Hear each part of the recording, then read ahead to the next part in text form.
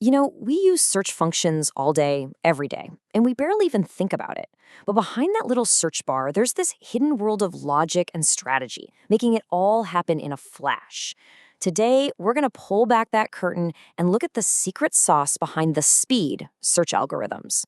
All right, first up, just look at this number 166 hours. That's almost 7 full days. Now, picture this. I give you a task. Let's say finding one specific piece of information in a huge pile of data. And I tell you it's going to take this long. You think that's just insane, right? Well, what if I told you that the very same task could be done in just 20 seconds? Yeah, let that sink in. We're not talking about saving a few minutes here. We're going from nearly a full week of nonstop work down to less time than it takes to even decide what you want to watch next. And that right there is the big question. How is that even possible? What's the trick? Is it some kind of supercomputer? Nope. The answer is actually way more clever, and it all comes down to the strategy you choose before you even begin. You see, the secret to that giant time gap lies in two completely different approaches. You can think of them as two different stories for how to find something. In the world of computer science, we call these stories algorithms. Let's start with our first method. This is the one that takes the painful 166 hours. It's called linear search. Just think of this as the most basic, most straightforward, and also the most brutally slow approach you could possibly take. The idea here is about as simple as it gets. You've got a list of stuff, and you start at the very first item. You look at it, and you ask, is this what I'm looking for? No? Okay, move to the next one. How about this one? And you just keep going like that, one by one by one, until you either find your thing or you hit the end of the list. This is the perfect way to visualize it. Imagine your bookshelf is a total mess. No order, nothing. If you want to find one specific book, you really have no choice but to start at one end and pull out every single book until you find it. It'll work, eventually, but boy, is it inefficient. So here's the breakdown. The good news, it's simple to understand, and your data can be a total mess. It doesn't have to be sorted. But the bad news is a really big deal. The more stuff you have, the longer it takes, in a straight, predictable line. And the absolute worst case scenario, the thing you're looking for is the very last one you check, or it's not even there at all. So if that's the slow way, how in the world do we get to 20 seconds? We use a totally different method, binary search. This isn't about patience, it's about being smart. It's all about finding a clever shortcut. Now here's the genius of it. Instead of checking one by one, binary search looks at the entire sorted list and immediately chops it in half. It jumps to the middle item and asks a simple question. Is the thing I'm looking for before or after this?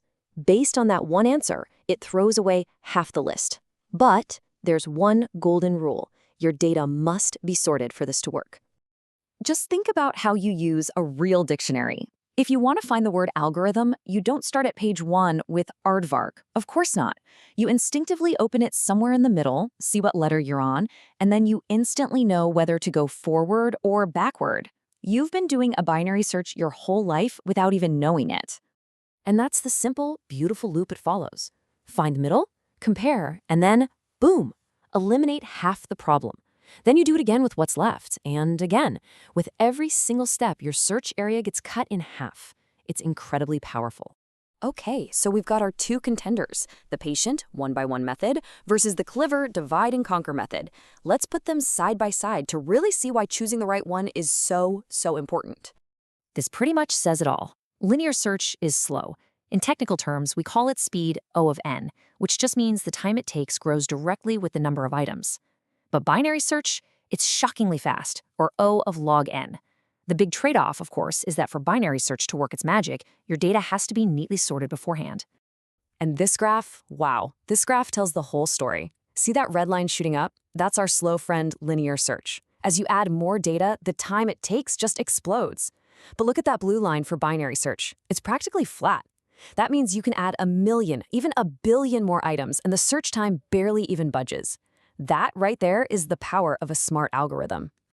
And this is how we get back to those unbelievable numbers from the beginning. This isn't just some abstract theory. When you're dealing with a big list, say around 600,000 items, the difference between that steep red line and that flat blue line is literally the difference between a coffee break and taking an entire week off of work. Now you might be thinking, okay, this is some nerdy computer science stuff, right? What does it have to do with me? Well, it has everything to do with you. You use these ideas constantly, every single day. Think about it. When you search for a friend in your phone's contacts, it doesn't check every single name from A to Z. Your contacts are sorted alphabetically, so your phone can use a binary search to jump instantly to the right spot. Or when you filter products by price on a shopping website, same thing. This is the hidden logic that makes our entire digital world feel snappy and responsive. So here's the big takeaway. That feeling of speed, that instant gratification you get from your favorite apps, it's not an accident. It's not magic. It is the direct result of a smart developer making a conscious choice to use an efficient algorithm over a slow one. And I'll just leave you with this final thought. Imagine if searching your phone's contacts took 30 seconds every time. Or if finding a song in your music library took a full minute to load. Would you even bother using those apps?